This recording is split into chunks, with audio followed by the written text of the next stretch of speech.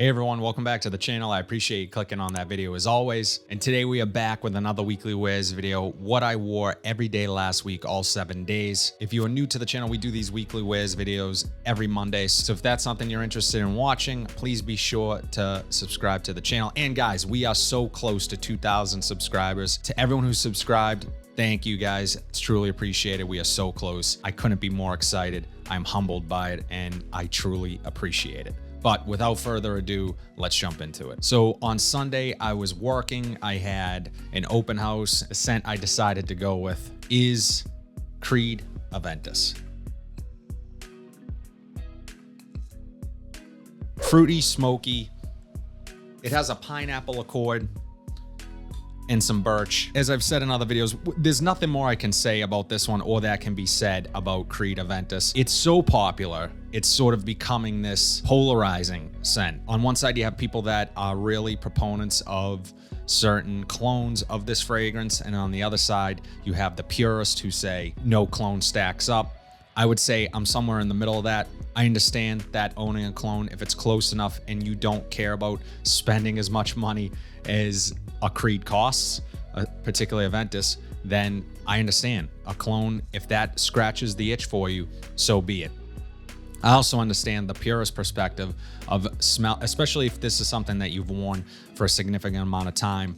It does seem like clones just don't get it 100%, that maybe 90% at best, in my personal opinion. However, I can see both sides of it. Personally, I really love the original Creed Aventus, and I'm not a batch snob, so I'm not looking at older batches and saying they're far superior to this new batch. This is a 21P01, incredible performance. I get all day. I will say that in the beginning, maybe the first 15 wears of this, I didn't get the best performance. However, now it just lasts all day. And again, this is not something that I wear every day. This is more of an occasional scent for me. But again, I truly love this one. I always will. It's incredible. I love the scent profile. I get a ton of compliments from this. I know a lot of people call this a boxer dropper as opposed to a panty dropper. I'm not a fan of either term, to be quite honest. However, I do get quite a bit of compliments from women. Take that for what it's worth. Again, I'm not a huge compliment snob either. I don't think you should just buy a fragrance because you think it's going to get you compliments. It's how you carry yourself. It's how you present yourself. It's the total package. And this is just icing on the cake. Absolutely love this one. Creed Aventus. On Monday, I went with a fragrance that I just recently picked up in my rack store video. A bunch of you guys watched that one. I truly appreciate it. And this, again, I absolutely am just floored by what I was able to get this for. If you haven't seen that video, go check it out. I found this discounted where it's really discounted, and just an incredible scent. Love it. The more I smell it, the more I love it. Scent I'm talking about is Jo Malone's Vetiver in Golden Vanilla. This is exactly the name.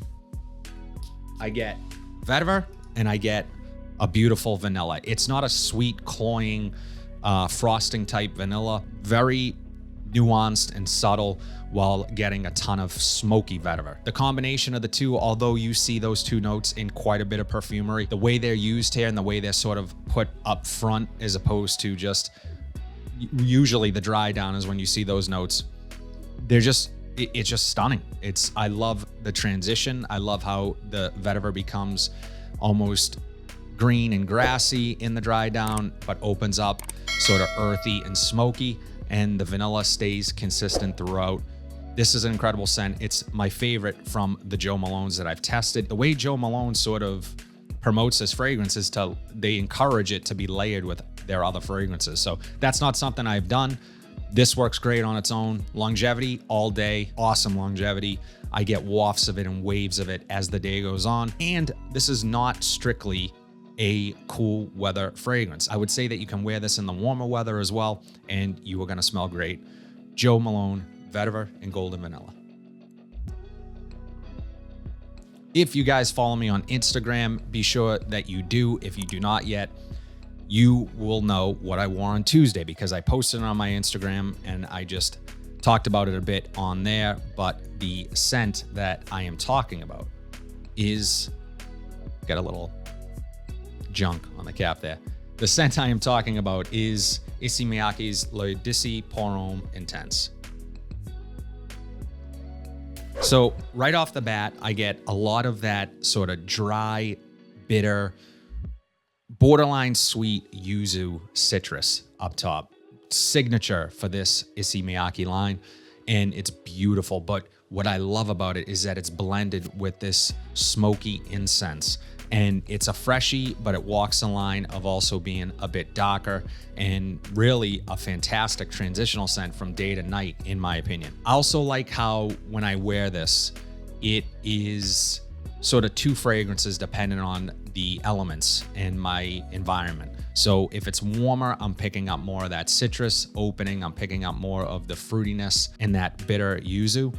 And then if it's cooler out, I'm picking up more of the spices, and there's a ton of spices listed in this. It does sort of have these two worlds colliding, so to speak. And I can understand why this scent isn't for everyone. It's really not maybe clear to some people the direction this fragrance is going, but that's what I love about it. It adds a uniqueness, and I think this is really well done. I think this is masculine. I think that you could get away with wearing this in the office, again, out in the evenings. Super versatile, and one of my favorites in my collection. And it's a cheapie. I'll be sure to link it down below so you guys can grab yourself a bottle. Wore it on Tuesday. Issey Miyake's Le Dissy Pour Homme Intense. On Wednesday, I went with a classic date night, heralded as one of the best date night fragrances of all time, and it's sort of lost favor as of late. It does not get talked about as much as it used to. However, I still love this one. I still think it's relevant. I still think it smells modern. I don't think it smells dated, and I think it smells incredible. The scent I am talking about is Dolce & Gabbana's The One EDT. Now, this bottle I actually got lucky and found this at a Marshall's for around 50 bucks. This is the collector's edition. But if you smell this next to the OG EDT, they smell very similar. Just a warm, ambery, inviting. You need to be close to smell it. This is not a massive projector. It has tobacco.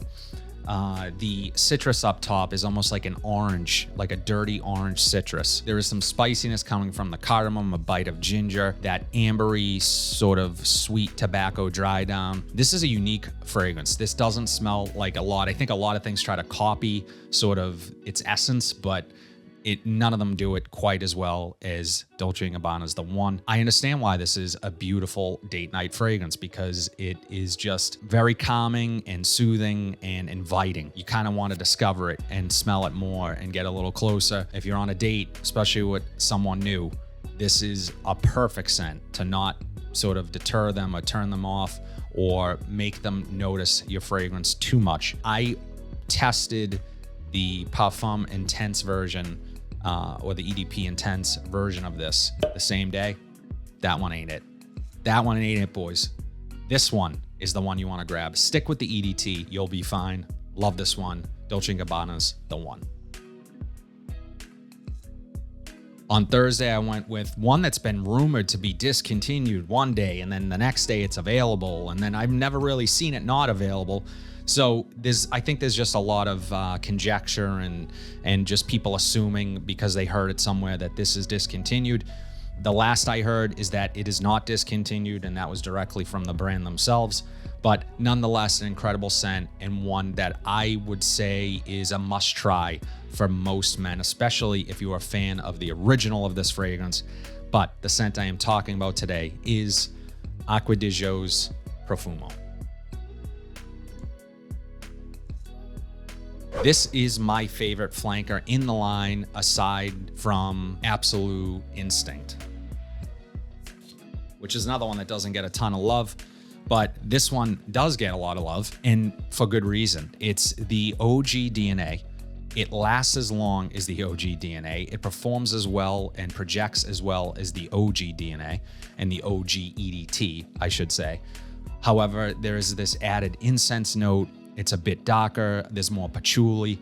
I love this stuff. This is incredible. This is everyman fragrance. This is if you aren't sure what to wear in what situation and you want to smell sort of put together and classy and clean, Acqua di Gio Profumo will do the trick. I wore the crap out of Acqua di Gio growing up. I had it in junior high. I had it in high school. Everyone had it. This was what you wore. You wore Acqua di Gio. To get a flanker that holds true to the original and sort of respects what the original did in terms of scent profile and that sort of salty, aquatic, airy, aromatic feel of the original with a bit, again, of darkness, a bit of richness, the patchouli, the smoky incense.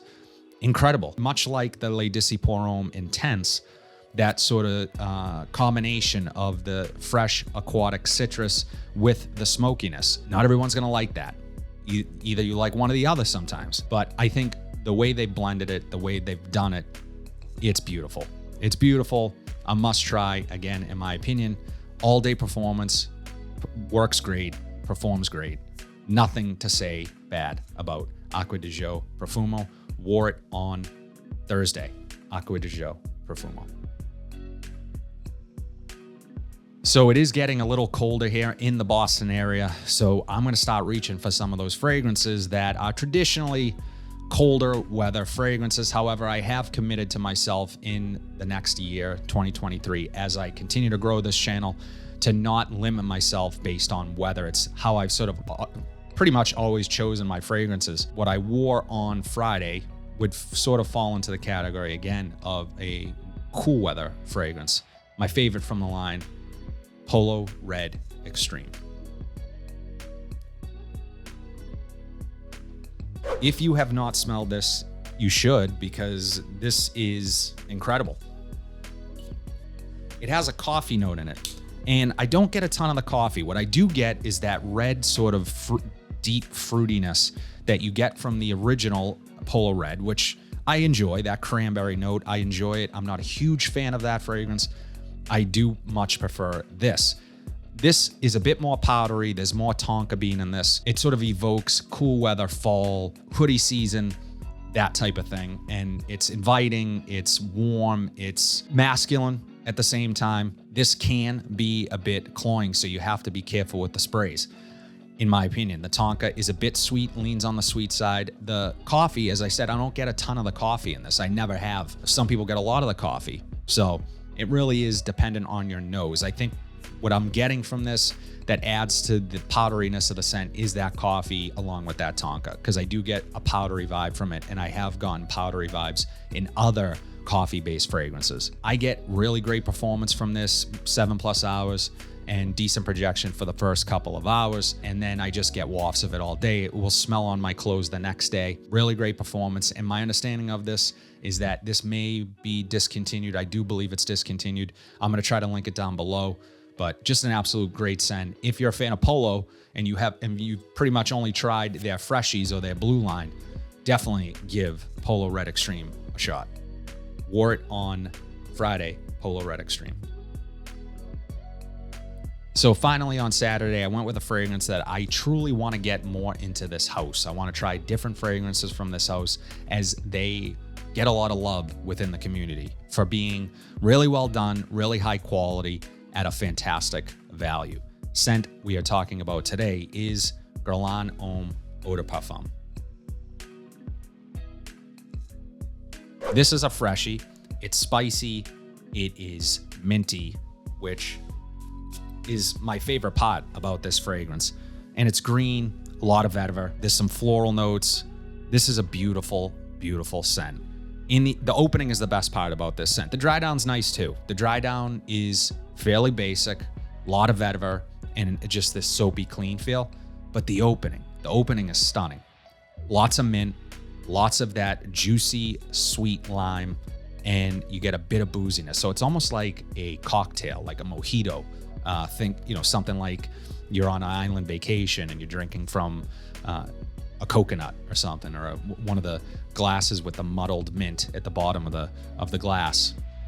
Just a lovely scent, and sort of the color of that just sort of vibes with what I get from it, which is this almost like teal, sort of blue, greenish liquid.